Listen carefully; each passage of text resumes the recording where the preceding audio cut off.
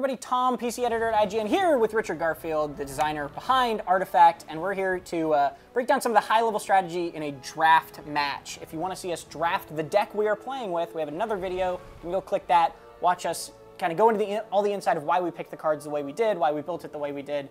The answer is mostly fun. But Richard, let's get into it.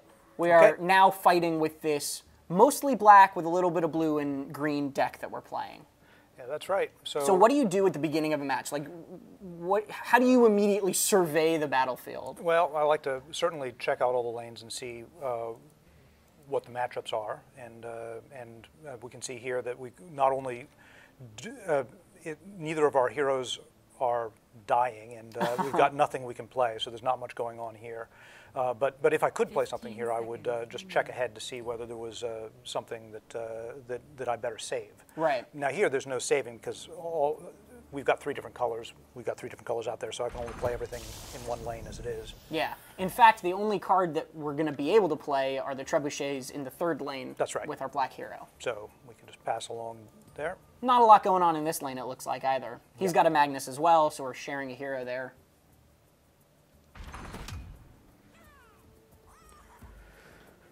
So, but little action going on here. Yeah, so not clear where we should put our trebuchets, but they should probably, let's put them down somewhere. What lane do you like? It's interesting. I feel like that lane's going to be tricky, so I kind of want to go with like the left lane to start. Okay. It is useless to run. And we can actually play both of them this round. All right, so they've decided to do nothing. We're going to kill one of their heroes there, which will be a great... it's going to be a great little gold boost at the very beginning of the match. Okay. Man, two trebuchets in the starting hand seems like a pretty strong opener. All right, we got 5 gold because we killed that hero. How do you think about early buys? When do you buy cheap things compared to saving money, that sort of stuff?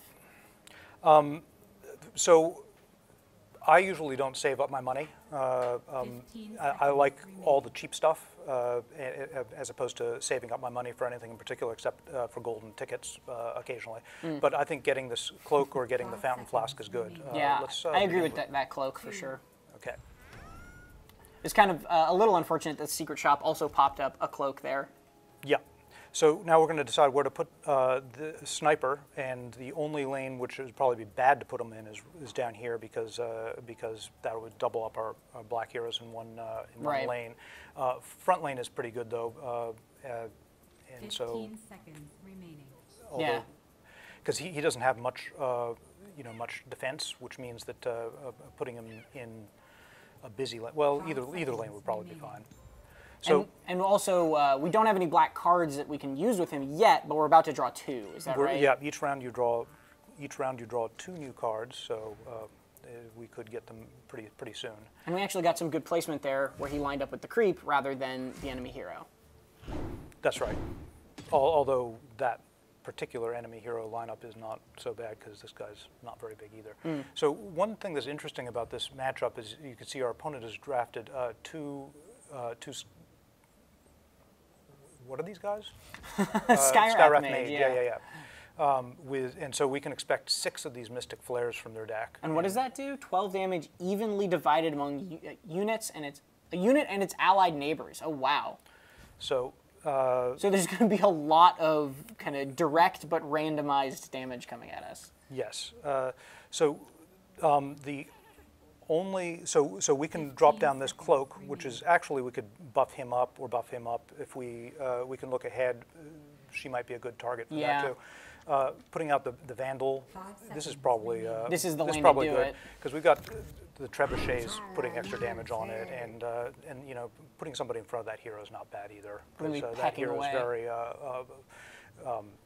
very transient and will give us some money. Into this transient. Is that a nice way of saying weak? Or low health? Low health, yeah. And we want to save the Traveler's Cloak, so we just kind of hang on to it? I think either of these are actually good targets for that, but I like to keep as many of my heroes alive as possible, so I'll probably just save it. Especially in that lane, which is, as you described it, busy. Yeah. So we're taking a little tower damage here, but not as much as we're just be dealing with effects. We kill a creep, which is good, a little gold gain. Here, So the astral stunning unit. Oh, right, this is the one that we drafted. This was the include card, yeah. Let's begin by increasing the toughness over here. So next turn, if nothing changes, we will end up trading with that green hero on the next combat, assuming nothing changes. That's right. So that's good. The cloak did give us another a way to do that. Okay, so the stun might have been a good thing to lead off because we could have shut that down, but we can always save it for later too and do it next turn. Gotcha. So, all right. because I'd rather use the stun when it has the possibility of taking away the opponent's opportunity to cast things. Right. Also, doing damage to them is not bad either because we can, if we can get rid of them, again, more money. So for a that's golden ticket. that's a part of that's a part of the stun, right? Is that it also silences. Yeah. So if you use it on a green hero, you wouldn't be able to cast green right. spells in that lane unless they have another green hero. All right. So we can't really do anything in this lane, or at least not play any cards. Right. In the future, we'll be able to do this, the silence unit, which will keep them from casting, but won't keep them from fighting. Right. Yeah, but right And now... that's another one of the cards that could be used on an enemy or an ally, That's right. depending on how you want to use it. That seems like I feel like we're doing okay here. Is that an all right vibe? Is that the left and right lane I feel like are doing pretty good? Yeah. Well, this one's got a lot of pressure on it. So let's see, what do we got here? 7 gold. We can draw a card, or we can buff somebody with 8 health. I think increasing the longevity of our guys is probably a good thing to do at this point. And is that a thing you try to focus on early game? Because these items do stick around even if a hero dies. So are you usually focusing on trying to kind of get those items quicker? Yes. Or the things that you can equip, that is? Yeah. No, I'm sure that I don't save my money as much as I should, but getting them early has this utility that you get the items to use them longer throughout the game. So there is something to be said for that. So we've got our Winter Wyvern going in against 2 Skywrath mages, or his are going on the board as well. That is. Where are you looking for this guy, and why? Well, we've got the first. The obvious place to put it is the middle, because then we get to play our black in any lane. In actuality, we've only got 1 black card in our hand. We might draw some more. But the middle lane is not a bad place either, because it's going to be hero-less pretty soon. And it gives us an opportunity to potentially trade against the 5/5. Or any of the other things he's going to be playing, actually. So when we're against the creep, I feel like that's actually the least good thing for it to line up against. But we can worry about that in the next lane. So as you said, this is getting more pressured than I was actually expecting. No, and these guys, yeah, just... What's their ability? At the beginning of the action phase, they deal 2 damage to a random enemy neighbor. Right, gotcha. So this one did this one, this one did this. Yeah. So they're I would love to get rid of them. Now we've got some black cards to play. We actually have a fair amount of choice here. Okay, so this one gives a unit +3 attack and +3 cleave. That could be nice right now. Yeah, if we played it on, that's what I was thinking, on the sniper maybe right. or yeah. Because then we're clearing out a few more people.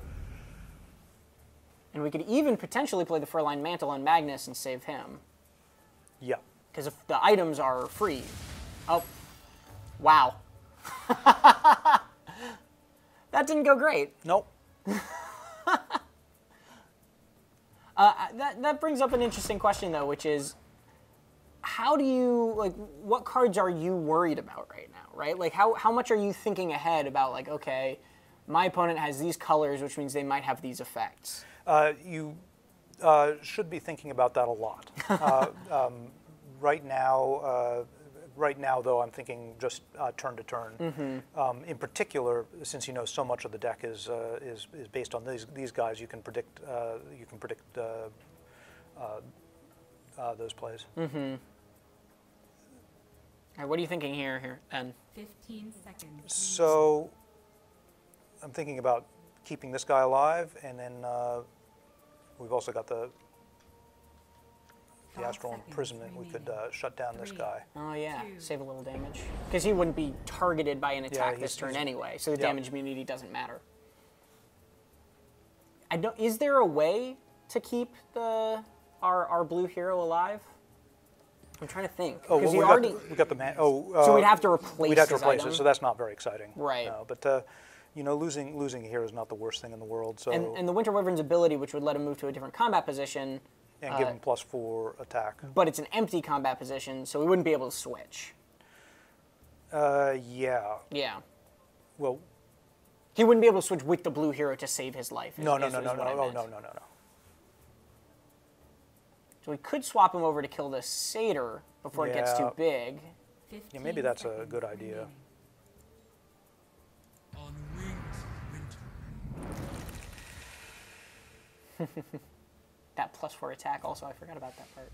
I'll give my Oh, but now he's got a rebel decoy, so he's now going to be able to swap the satyr if he wants to. Yeah, and we can, you know, furline mantle him. That might not be bad to give him a little bit of survivability. The wyvern? Yeah. A non-book. Interesting. hope this works. So, the rebel decoy is a good way to save him, which is unfortunate. And there's a lot of strategy around trying to see, like, if the rebel decoy was already out on the field and we knew that was coming, we could try to wait on using certain effects to try to get him to use his rebel decoy ability first, and then swap and try to have him waste that ability pretty much. Yeah, no, that is true. Okay. So Blood Rage works on any unit, right? Not just heroes. Right. Yes. So we could silence him and give him +4 attack. I'm thinking of just going wider with the Vandal, getting a little extra pressure on this tower. Because neither of those creeps are going to die either, so it's not like. Well, he's got the. Oh, he's got the big. The random damage distributor. Yeah. So nothing's permanent. This seems like an okay lane. It's funny to me because I'm still not familiar with a lot of the cards, so it's so hard to predict what sort of massive swings, like say a dimensional portal, might come out at any moment. Yeah.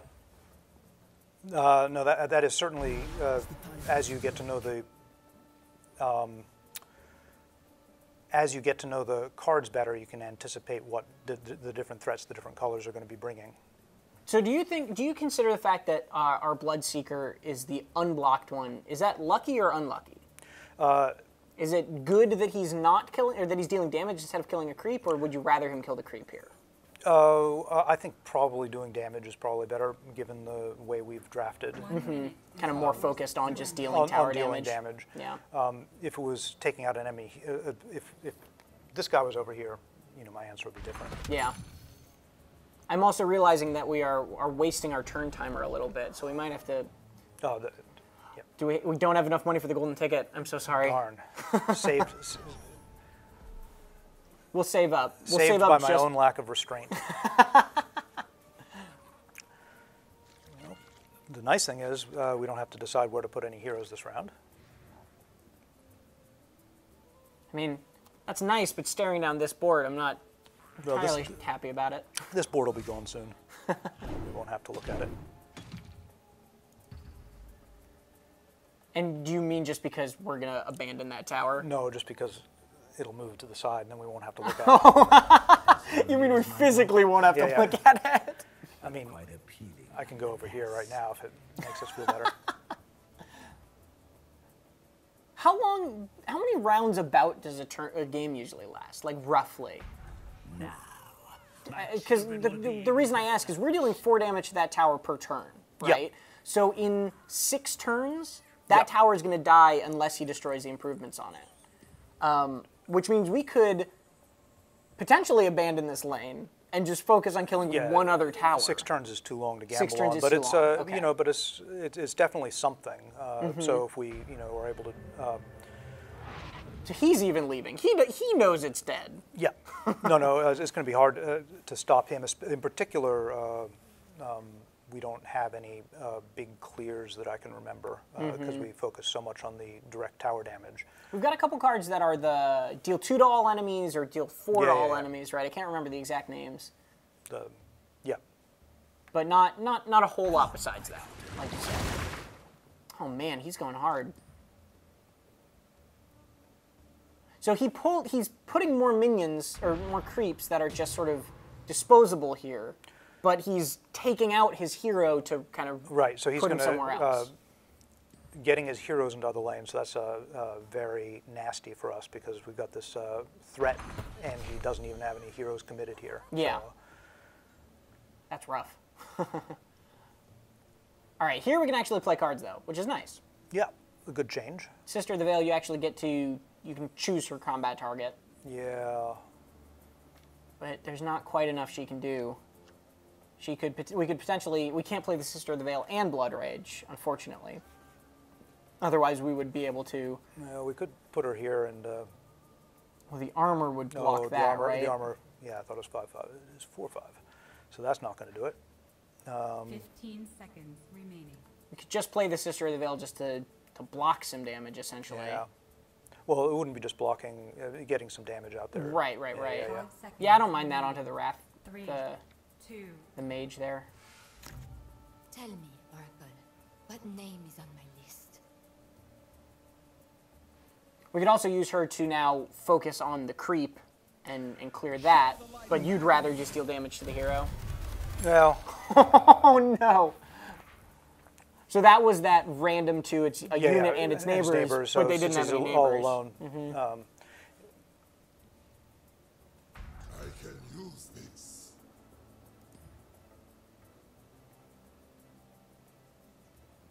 All right. So at this point, what are we thinking about? Like, what is our game plan here? What are you worried about? Because I was feeling confident, and now I feel like that confidence was wholly misplaced. Yeah, well, the first few rounds, it's really hard to get too much confidence. I'm learning that. So, yeah. There's not a whole lot to do. No, when our heroes come back, we'll see. We could always target the satyr instead if we're worried about that growing too much. Well, also it's not doing much there. Okay, well let's save our time then. You won't feel a thing. So explain real quick, because we are bumping up against this because we're talking through so many plays, but there's like time pools for each player, and you get 2 more minutes at the end of each round, is that right? That's right. So you're not going to, as long as you're not taking 2 minutes for an entire turn or round, you're not going to run out of time. You're going to get those 2 minutes back each time. No, each round you get, your pool gets recharged to some extent, which means 1 minute until forced surrender. All right. We could just go hard with a Blood Rage on the Vandal. If we wanted to just do that, we could go do a Blood Rage on him to kill the Skywrath Mage on the creep on the left. On this guy? Yeah, just to kill the mage. Yeah. Sure. Play it twins. Give me aid. I just feel so, if we don't do that, I feel so passive, right? I feel so inactive. No. 1 minute until forced surrender. Oh, that's that card again. But we got a little lucky with the damage, didn't kill the Bloodseeker. Forced surrender in 30 seconds. Forced surrender, that's so ominous.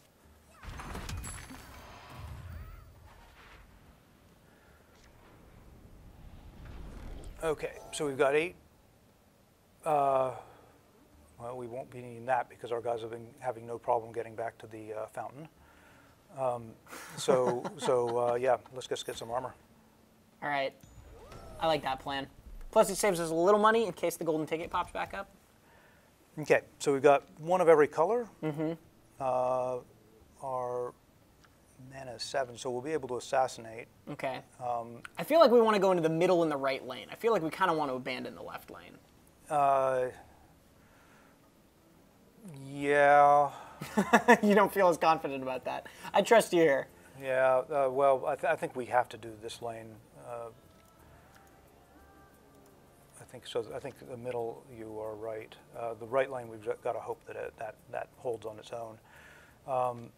But I don't think dropping something into this lane is inappropriate either, because we can do like a, seconds remaining. like if we put him here, he's likely to survive because he's in this lane, and he can do a downhill assassinate, which is 5 seconds. Gotcha. probably useful. 3, Can assassinate 2, on, Downward. on a further board. Yeah, because right. this one does 10 piercing damage to a unit in any lane, so we can begin to maybe make this lane a little bit less of a threat. The other thing we could have potentially thought about is putting our blue hero here in case we drew the card that was deal 4 to all enemies. That. But that's a little riskier No, because we don't know that would have if- been good, because that might be our only chance here. Or this would have, well, this wouldn't have stopped it, but Right. But that, like you said, the assassinate we know we have. that's right. So it does 10 piercing, which means we can take out this quite efficiently, but unfortunately that doesn't remove his ability to play blue. We can take out this, which is pretty expensive, but it saves us 6 damage and prevents him from playing green, which is 1 good. minute. Yeah, I feel like that's the right play. Surrender. Unfortunately, I think that's probably... I like that animation. Man, they're really ganging up on that one melee creep. 1 minute until forced So this surrender. one, let's get rid of this one, Okay. because we don't need to get too much more damage here. 1 minute until forced surrender. And they Because this didn't is break the tower that turn, which is a good thing. Yeah.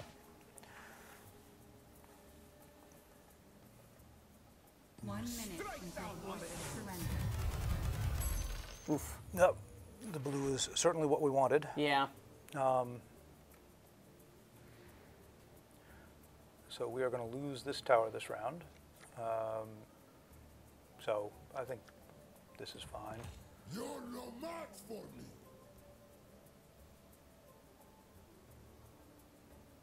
This seems I honestly was 1 very minute confident, until forced and I feel like this is not the type of game, like you said, this is not the type of game that you can be Your name. overly confident early on in. Yeah.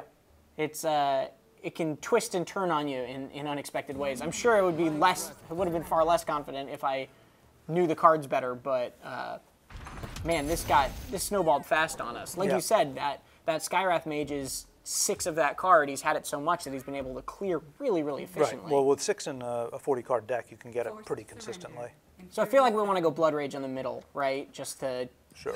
kill out that guy, hopefully. Forced surrender in 30 seconds. We're really cutting it close on the timer here. Forced surrender in 30 seconds. We get it. All right, so he managed to save him. Do you think anything here particularly helps us? The Blade of the Vigil or Well, as far as, the Town Portal? yeah, I think the Blade of the Vigil's good. Maybe we can clear some area, because we don't actually have to do too much here to Yeah. finish that tower, even if they knock it down, even if he knocks it down first. Okay. And extra 4 health 15 is, seconds seems like if it remaining. can keep somebody alive, it's worth it. Cool. Especially this when we're grasping at straws. You don't really have the luxury of being able to hold on to gold when you're playing from behind. No. So he's going to be doing 11 to this lane next turn. Now, fortunately we've got both our grunts running here, so they might be able to stop things. Yeah. And we might just have to count on that. He's already got this one, so that would be the end of the game for us. Right. So we've only got, yeah. So I think 15 seconds remaining. Might have to just go safe, go into the left lane. That's what I do, is just Yeah. play it real safe. But playing it going safe down sometimes here makes is like you since lose our games. only real chance is that we're able to do a few more damage to this one and take this one as well. Right. Might have had to Hail Mary and throw him down here and hope that we can get enough there, but The safe play. The play that keeps you alive doesn't always win you the game. It Yep. just keeps you alive. So I feel like the Blade of the Vigil onto the Winter Wyvern here is not a bad play. But maybe that's because that would do enough. Oh, man. so we've got the. Another trebuchets. So we need to block them, and we actually cannot. So How much does a blade do for cleave? It's 2 doesn't. damage? it does. We can take out more of these guys, but it doesn't really matter because they not still quite deal enough, they, right. they still take the damage. They Uh-huh. even if it did 1,000 extra 1 damage to minute them. until We couldn't prevent them from. Of course. So that's game, unfortunately. Yep. Things snowballed quick on us, but it's interesting to see now in the draft format you would be able to go back and would you be able to make changes to your deck? Yep. Yeah, so yeah, you'd be so able you to can substitute out. You could even go from 3 color down to 2 color if you wanted to. So you can make pretty big changes, and maybe from that showing, maybe we might need to for the next game. But thank you very much for watching. Like I said before, we have a how-to play video on Artifact. If none of that made sense to you, you can check out. You can also see us drafting this deck and go into the decisions we made. Many of them clearly not panning out for us. But Richard, thank you very much for showing off Artifact's draft format. Yeah, no, it's a really fun way to play. Yeah, and for everything else Artifact, stay right here on IGN.